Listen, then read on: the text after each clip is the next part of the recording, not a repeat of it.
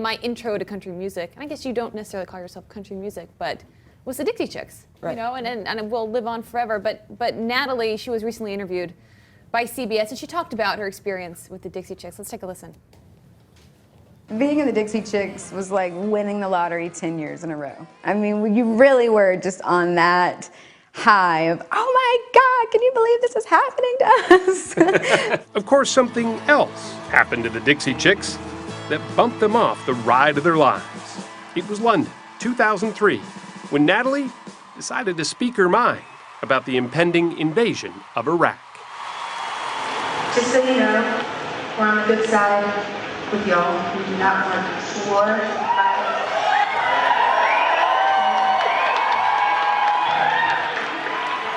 We're ashamed of the President of the United States.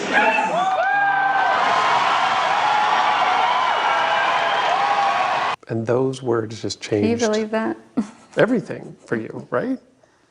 Yeah. You guys found the perspective now to laugh?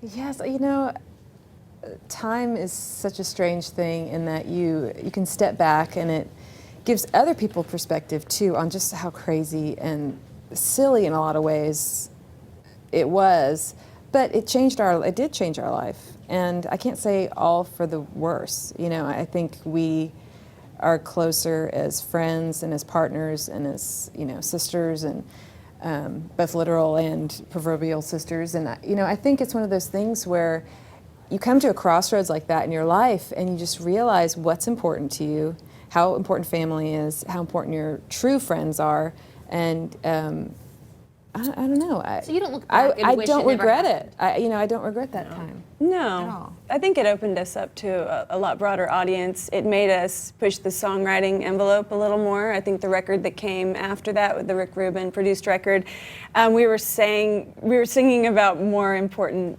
feelings and subjects, and just as you age as a woman too, you just want to start saying more. I think about our early songs, and they were ditties, you know, they were just carefree and probably very indicative of being 20. And then in your 30s, you want to get a little meatier, and then 40. And so I think when something that profound happens to you, it makes you dig deep and figure out who you are, and that your opinions are valid, and that that's something that you're not so afraid to share. Do you think you guys would be sitting here talking about courtyard hounds if that incident didn't take place? I don't know. That's You know, an it's one of interesting those, question. Those paths we may not have ever gone down, and so that's one of those I'll never know. But I don't think so. If I had to guess, I probably wouldn't be doing this. So much of it is about timing, when it was said. You know, if Right. it were said today, would there be as much backlash? I think if it had been a man and it had been somebody outside of country music, it would never have been an issue, personally. But that's my take on it.